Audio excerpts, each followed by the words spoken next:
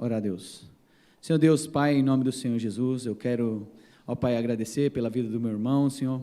Pai, e pedir, Senhor, que o Senhor use, Pai, com poder, com graça, Pai, com a Tua misericórdia, Pai, que ele seja nesse momento, Pai, boca de Deus para a Tua igreja, Senhor. Manifesta através da vida dele, Senhor. Fala conosco, Pai. Nós estamos, ó Pai querido, com o coração aberto, sedento, Pai, para ouvir, para ser ministrado por Ti, Senhor. Portanto, Senhor, o use com poder, Senhor. Fala, Senhor, conosco, Pai. Em nome do Senhor Jesus nós te pedimos. Amém. Paz do Senhor, meus irmãos.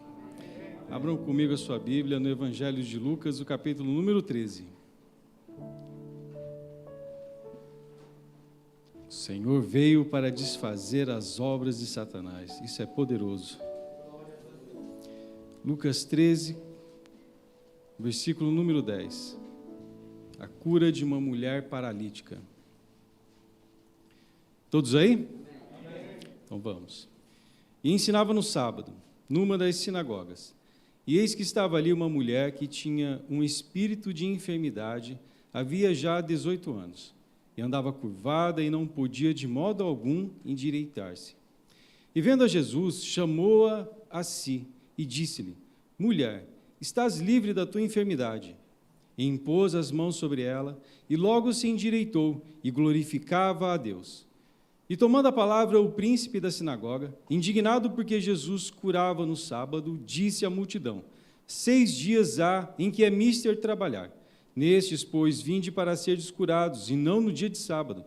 Respondeu-lhe, porém, o Senhor e disse: Hipócrita, no sábado não desprende da manjedoura cada um de vós o seu boi ou o jumento, e não o leva para beber água? E não convinha soltar desta prisão, no dia de sábado, esta filha de Abraão, a qual há 18 anos Satanás mantinha presa? E dizendo ele isso, todos os seus adversários ficaram envergonhados, e todo o povo se alegrava por todas as coisas gloriosas que eram feitas por ele.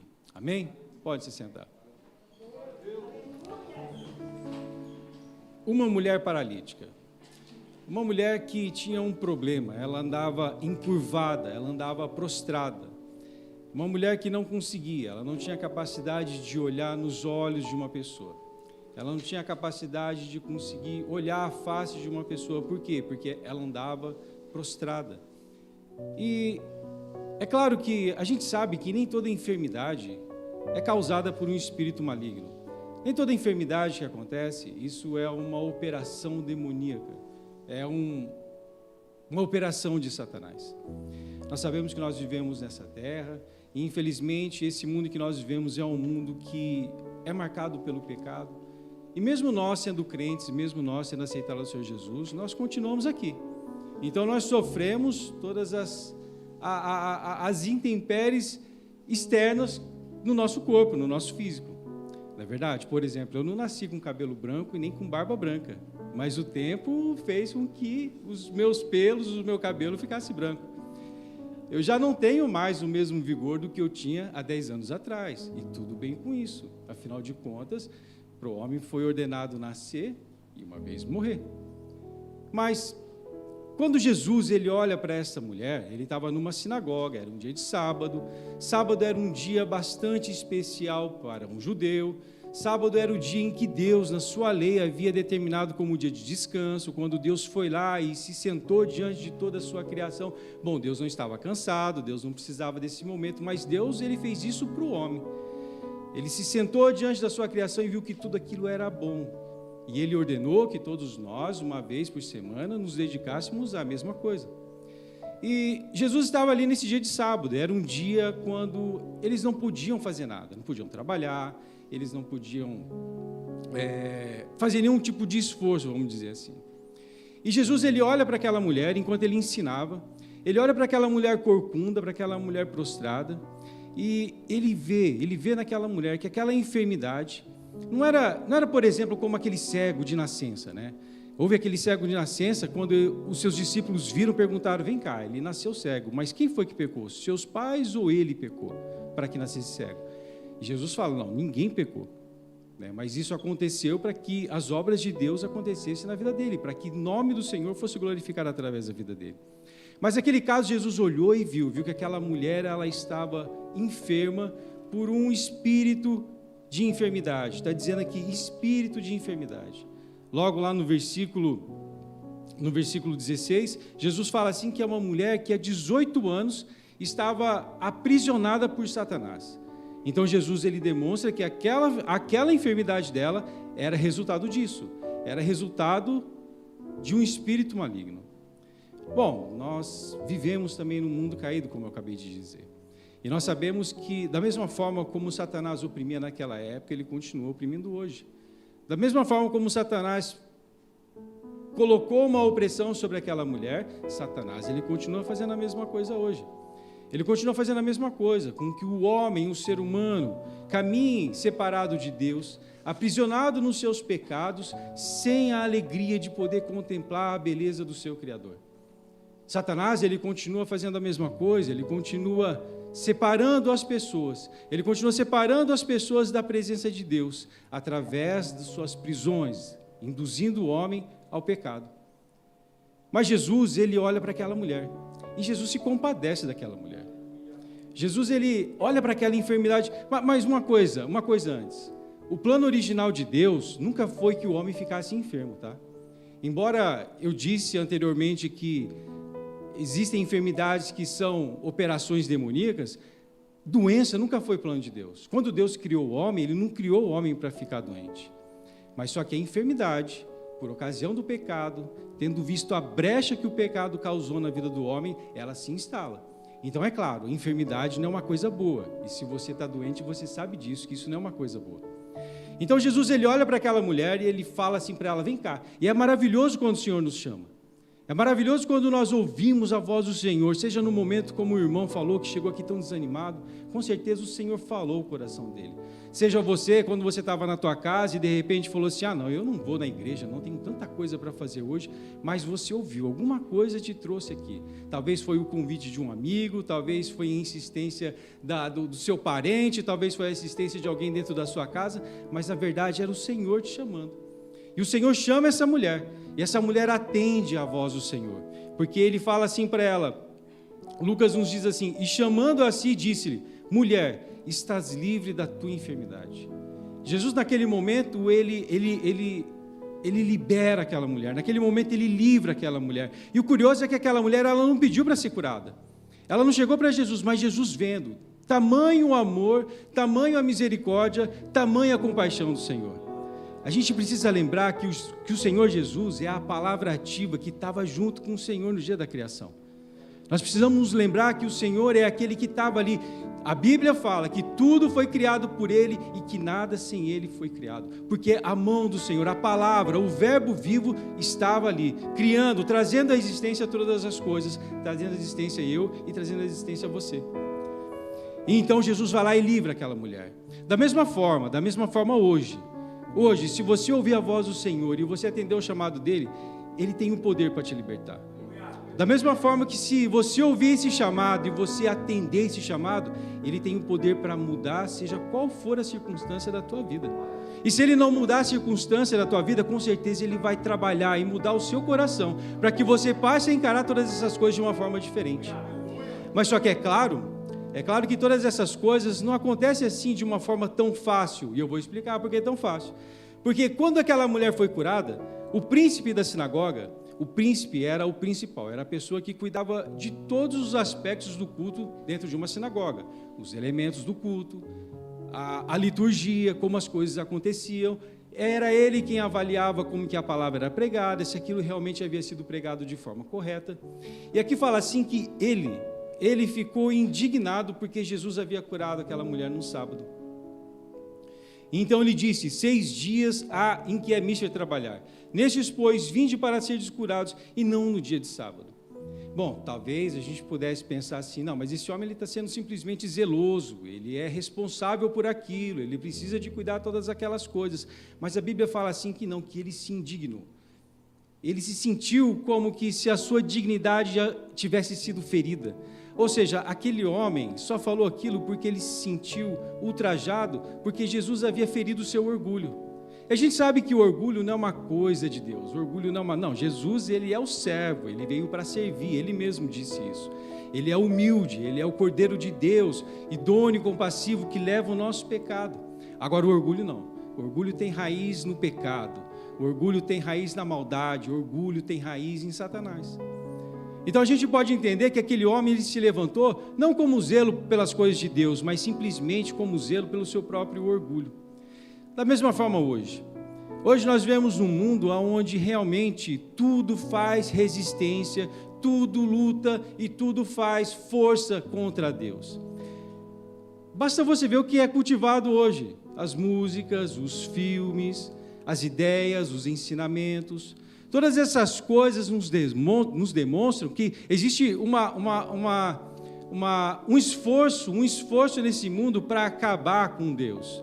Para fazer com que as pessoas deixem de acreditar em Deus, para que as pessoas deixem de acreditar que existe um Deus que é pessoal, um Deus que realmente cuida do homem, um Deus que realmente quer salvar, como foi dito aqui, Deus ama, Deus nos ama.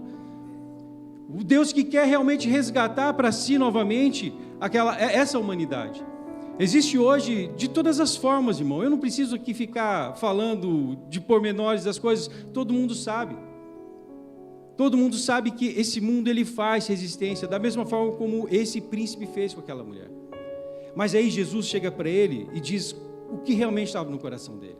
Jesus fala assim: seu hipócrita, no sábado não desprende da manjedoura cada um de vós o seu boi ou o jumento e não leva a beber água?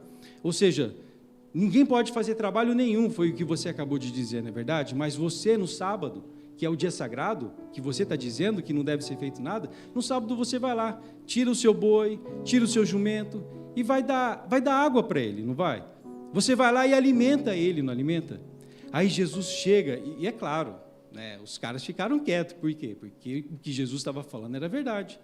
Jesus estava falando aquilo realmente da forma como acontecia.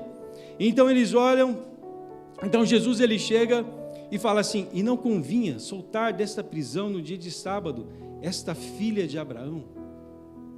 Não convinha soltar nesse sábado? Irmãos, a gente vive tempos tão inversos, da mesma forma como era nessa época, que muitas vezes as pessoas colocam coisas no lugar de pessoas.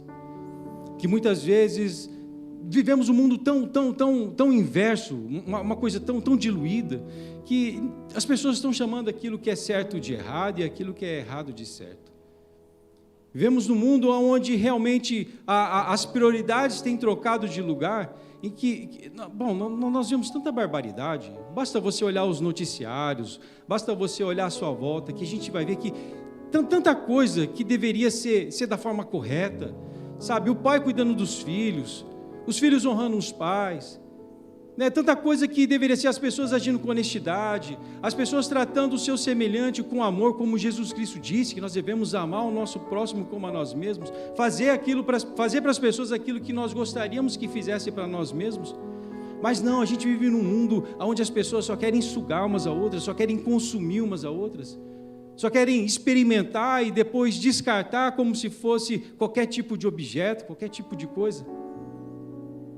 Mas Jesus ele fala que não, ele fala assim, ele chama aquela mulher, é lindo isso, porque aqueles homens eles tinham o seu boi, o seu jumento, da mesma forma como talvez hoje as pessoas tenham os seus bens, o seu carro, a sua casa, ou seja lá o que for, mais importante do que pessoas. Aqueles homens eles tinham os seus jumentos, os seus bois, mais importante do que o bem-estar de uma mulher.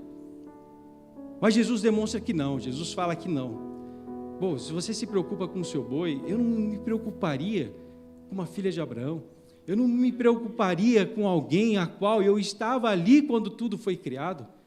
Irmão, eu vou falar uma coisa, e eu espero não ser mal interpretado, e eu vou falar devagar. Sabe, existe uma dignidade intrínseca na pessoa do ser humano, e não é por aquilo que nós fazemos, nós sabemos disso. Porque a Bíblia deixa bem claro que nós só escolhemos o caminho do mal. A Bíblia deixa bem claro que, embora o bem muitas vezes possa habitar em nós, nós sempre escolhemos o caminho do mal. A Bíblia deixa bem claro que, embora a palavra, a lei de Deus esteja marcado no coração de cada homem, nós escolhemos fazer o mal. Mas quando eu falo dessa dignidade, dessa coisa, da pessoa do ser humano, eu falo porque nós não fomos criados do nada, do acaso. Nós fomos criados segundo a imagem e semelhança de Deus. É nisso que está. E a prova disso é que Deus ele dá o Filho dele, o Filho dele para poder nos resgatar, para poder fazer com que nós possamos, para que seja possível novamente Deus chegar no nosso jardim e olhar para a gente e falar assim: vem cá André, eu quero falar com você. E o André aparecer e não mais se esconder como Adão fez. O que Deus quer é novamente ter uma comunhão, o que Deus quer é novamente abençoar. Deus quer abençoar, gente. O que Deus quer novamente é que o homem dependa dele, que o homem olhe para o seu Criador, que o homem contemple a beleza do seu Criador e possa viver uma vida digna, possa viver uma vida endireitada, porque foi isso que Jesus Cristo fez com essa mulher. Essa mulher está encurvada, é só um simbolismo de tudo aquilo que acontece com a humanidade hoje.